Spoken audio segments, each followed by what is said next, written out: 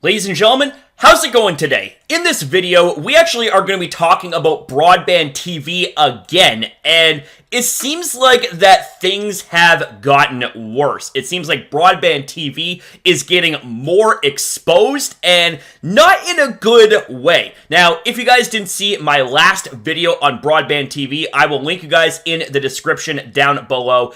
Basically, these guys, long story short, are scumbagging their content creators. So we have Dexerto here tweeting out, Ethan Klein claims CEO of BBTV, I'm not even going to bother trying to pronounce that, took $620,000 from him.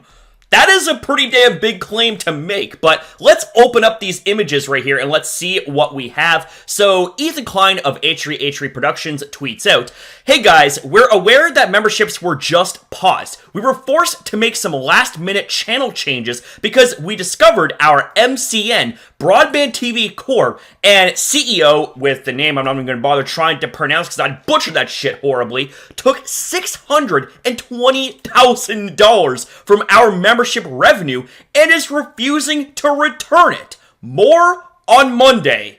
Now, this right here is a big time holy shit moment. And to keep going with this, ladies and gentlemen, let's go to the next image right here. We have the chair slash CEO of BroadbandTV privating their Twitter. It's honestly really funny how when someone or an entity like a company ends up getting exposed for wrongdoings, one of the first things that they go to is privating their Twitter, locking it down, throwing away the key because they want to avoid as much criticism and backlash as possible. Dexerto then follows up by saying, Ethan followed up saying the company is refusing to return the money. And if we open up these screenshots right here, we can see another BroadbandTV account has locked their Twitter down, thrown away the key.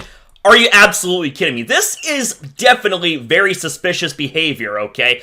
And we have Ethan then following up by saying, thank you guys so much for your continued support. This will hopefully be sorted out next week. This is an extremely stressful situation, and we're doing everything we can to sort it. They are in clear violation of our contract and just flat out refusing to return it. Now, before we go any further with this, ladies and gentlemen, I do need to preface this partially for legal reasons. These right here are allegations. These right here is events that are allegedly taking place. And I know that Ethan Klein isn't exactly the most loved individual at this point in time. I understand that. But the reason that I am making a video to cover this is because if this is happening to Ethan Klein, then who knows who else it's happening to. And you know something, ladies and gentlemen, for years now, I have been wondering what exactly is the appeal of having an MCN, because it seems like that various MCNs, not saying all, that's what I'm saying, various MCNs seem to have a bit of a spotty history when it comes to dishonest acts with their creators. And we have ourselves Josh, aka Boblax here, tweeting out something very interesting to go along with what I just said. Yet another case of MCNs stealing money. I lost about $1,000 to Creative Nation MCN before they went under. Defy Media stole a ton from Smosh before going under. It looks like BroadbandTV is next, and they're taking Ethan's money to the grave with them. Now here's something else that Ethan points out that loans more credence to his claims about BroadbandTV. So we have Brody Fox here tweeting out a response to H3 by saying, we have the same contract, 100% YouTube revenue with BroadbandTV from 2017. They've been taking 70% of our memberships as well. Didn't notice till now since it's a small amount and we don't actively push it on our viewers, but I'd imagine other creators have been affected as well.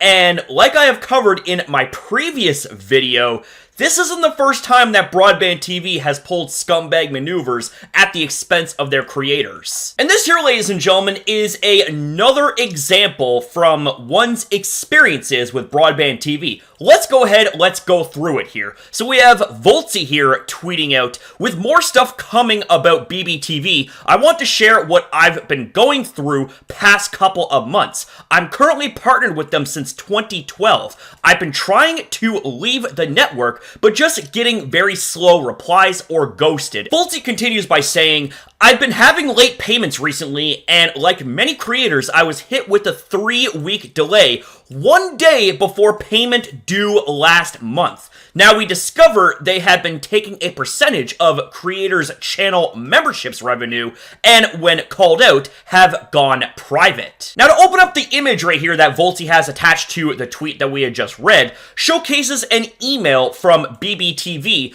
and this is the same type of email that Kavos ended up getting, the one that we ended up addressing in the last video on this subject, and it's just so freaking weird how, despite them not being affiliated with any of the banks that were affected, they end up pulling this type of shit. So their reasoning for the payment delay versus the reality completely mismatch. Last time I heard from them was March 22nd when I said I'm removing access and was told the process will be more complicated. Oh, that totally doesn't sound fishy. So I didn't end waiting on a reply. After watching H3H3's video on the situation, I've decided to revoke access, but this could take 30 days. I believe they could just decline and keep me locked in from what I've read from other creators, so we'll have to wait and see. Now, that right there is actually kind of concerning. Like,